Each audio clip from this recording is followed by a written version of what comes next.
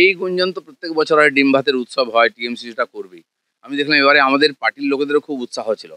উৎসাহ তাদের মধ্যে ছিল যারা ওখানে ডিম ভাত খেয়ে এসছে। আমাদের বিজেপির লোকেদের কোনো সমস্যা নেই নিয়ে। আমি বাংলাদেশিদের, মুসলমানদের, অনুপ্রবেশকারীদের কষ্ট হলে মমতা ব্যানার্জির বুকে খুব কষ্ট হয়, তিনি রাস্তায় নেমে পড়েন। আমি বলছি বাঙালি মরছে, ঠিক আছে, বাঙালি তো মরার জন্যই জন্মেছে। সারা পৃথিবীতে সব জায়গায় বাঙালি যাচ্ছে, এখানে পেটের ভাতের জন্য যাচ্ছে আর মরছে, অন্য রাজ্যে যাচ্ছে, বিদেশেও যাচ্ছে। আমি বলছি পশ্চিমবাংলায় এক মাসে দেখুন আপনি কতজন বাঙালি মারা যাচ্ছে, অন্য কোনো কারণে নয়, নিজেরা মারামারি করে। টিএমসির মধ্যে কত লোক মরছে দেখুন, আর সারা ভারতবর্ষ দুনিয়াতে কতজন বাঙালি অত্যাচারিত হচ্ছে। তো এই যে ঘুরিয়ে দেওয়া দৃষ্টিটাকে, নিজের অকর্মণ্যতাকে চাপা দেওয়ার জন্য মমতা ব্যানার্জি একজন অসফল শাসক, আর চিরদিন অযোগ্যতার দায় অন্যের ঘাড়ে উনি চাপিয়ে এসছেন। তো সেই জন্য বাঙালি বাঙালি করে লাভ নেই। বাঙালি কেন বাইরে যাচ্ছে? 40 লক্ষ বাঙালি কেন বাইরে গেছে? পেট ভাতের জন্য। আপনি খেতে দিন, কেউ যাবে না, পাঠিয়ে দেবেন। সবচেয়ে কঠিন কাজ, রিস্কি কাজ, যেটা কেউ করে না, বাঙালিরা গিয়ে করে পেটের দায়। কেন যাচ্ছে? আর তার জন্য লাফাচ্ছেন।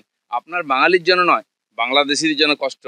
দেখুন, আপনি দিল্লিতে কাউকে জিজ্ঞেস করুন বাংলাভাষী দেখলে, বিশেষ করে মুসলিম, আপনি জিজ্ঞেস করুন কোথায় বাড়ি, বলবে কলকাতা। ভাষায় বোঝে, আমি ধমকায়, ওই কলকাতায় কোথায় রে, বলে মুর্শিদাবাদ। কারণ মুর্শিদাবাদ থেকে Aadhaar card, ration card, voter card করে গেছেও, তাও মুর্শিদাবাদ নাই, সে বাংলাদেশের। তার হালচাল, ভাষা দেখলে বোঝা যায়। তো সেই বাংলাদেশি অনুপ্রবেশকারী মুসলিমদের বাঁচাবার জন্য মমতা ব্যানার্জির খুব কষ্ট, আগেও করেছেন, এখনও করেছেন, আর ওদের দয়ায় বেঁচে আছেন। ওরা যা বলবে তাই করবে, আর তার জন্য উনি প্রাণপাত করবেন। এপার বাংলার বাঙালি হিন্দু মুসলমানের জন্য কোনো চিন্তা নাই। প্রধানমন্ত্রী শুধু নয়, উনি সময় দেন, অনেক সময় উনি সরকারি কাজে আসছেন। তো আমাদের যারা সর্বভারতীয় এখানকার থাকেন অবজারভার বা এখানকার নেতৃত্ব, তারা ভাবেন যে আমাদের এই সুযোগ একটু লাভ নেওয়া উচিত। 1 ঘন্টা 2 ঘন্টা বেশি সময় আমরা চেয়ে নিই প্রধানমন্ত্রীর কাছ থেকে, একটা সভা করে নিই। কারণ কি, প্রধানমন্ত্রী একটা মোটামুটি সিস্টেম মানেন, তিনি নির্বাচন না এলে জনসভা করেন না, কোথাও সভা পাবলিক মিটিং কোথাও করেন না, সেটা পার্টির লোকেরা করেন। কিন্তু যখন তিনি যান, যখন পার্টির কর্মীরা, নেতারা আগ্রহ করেন যে আপনি 1 ঘন্টা সময় দিন, একটা সভা করবো আমরা, তো ওইখানে আশেপাশে সভা করেন। মমতা ব্যানার্জির মতো উনি সরকারি সভা আর পার্টির সভাকে গুলিয়ে পাক করে দেন না। মমতা ব্যানার্জি একই ডায়াস থেকে বসে প্রধানমন্ত্রীকেও গালাগালি দিচ্ছেন, একদিকে এখানে ওসিকে ধমকাচ্ছেন, এখানে প্রশাসনিক বৈঠক নিচ্ছেন। এটা আমরা মানি।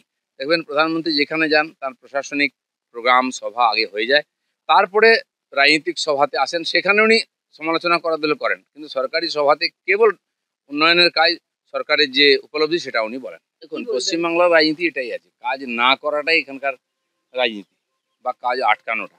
এই সরকার যে প্রায় 14 বছর হয়ে গেছে, তারা নিজেরা কিছু করেনি, কাউকে করতে দেবে না। আমিও তো ছিলাম এমএলএ, এমপি, আমি করেছি। আমার এমপির টাকা এখনো আছে, পড়ে আছে। সে প্রজেক্ট, এটা চেঞ্জ করুন, নাম পাল্টান, এইসব চলছে এখনো। 1 বছর পার হয়ে গেছে। এমএলএ ছিলাম, তারপরেও 2 বছর তার টাকা পড়েছিল, ওরা আটকে ছিল, কিন্তু হচ্ছে কাজ।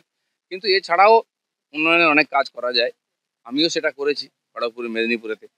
আটকাতে পারো না। আমি কাঁসাই ব্রিজের জন্য 304 কোটি টাকা কেন্দ্র সরকারের কাছ থেকে আনিয়ে নিয়ে এসি, যদিও এই রাজ্য সরকারের ওটা ব্রিজ ওরা আমাকে, মানে সরকারকে আপিল করেনি, কিন্তু রাস্তা আছে করার, সেটা আমাদের শিখতে হবে আর করতে হবে। তৃণমূল খুনের, তৃণমূল অ্যারেস্ট শুধু নয়, তৃণমূলের খুনির যারা খুন হয়েছে, যে তার বাড়ির লোক সিবিআই চায়, এটা আরও বিড়ম্বনা। তারা পুলিশের উপর ভরসা করে না। আমরা যখন সিবিআইয়ের কথা বলি, তখন কষ্ট হয় যে চাপ দেওয়া হচ্ছে সরকারকে। তোমাদের লোকেরা কেন সিবিআই চাইছে? কারণ এই সরকার আর এই পুলিশ, এই দুটোর উপরে, আর মুখ্যমন্ত্রী, কারো ভরসা নেই এদের উপরে। না, ওদের কাছে তো আর রাস্তা নেই চাকরি হারাদের। আন্দোলন করা ছাড়া কালীঘাট, নবান্ন অভিযান, এটা রাস্তা একটা, মানে গণতান্ত্রিকভাবে। আর পশ্চিমবাংলায় আন্দোলনটাই আমাদের কাছে একটা নেশা, আমাদের কাছে পেশা। কিন্তু ওরা যাবে কোথায়? অত অসহায়। যারা ওদের চাকরি খেয়েছে, যারা ওদের টাকা খেয়েছে, তারাই এখন দণ্ডমুণ্ডের বিধাতা। তারা চায় না ওরা ফিরে আসুক, ওরা টাকা পাক বা চাকরি পাক। তো ওরা যাবেটা কোথায়? বহু লোকের কাছে এসছে, আমার কাছেও এসছে। আমার ভাই কি করতে পারি বলো, রাস্তা কি হতে পারে? আমি তো প্রশাসন নই। তো এই সরকার চায় না দিতে, কারণ তাদের নেতারা ফেঁসে যাবে। তো দেখা যাক, অপেক্ষা করতে হবে কোন রাস্তা বেরোয়। আমাদের ভিডিও ভালো লাগলে লাইক এবং শেয়ার করুন। কমেন্ট সেকশনে গিয়ে জানান আপনাদের মতামত। আরও ভিডিও পেতে আমাদের চ্যানেল সাবস্ক্রাইব করুন এবং প্রতি মুহূর্তে খবরের আপডেট পেতে প্রেস করুন বেল আইকন।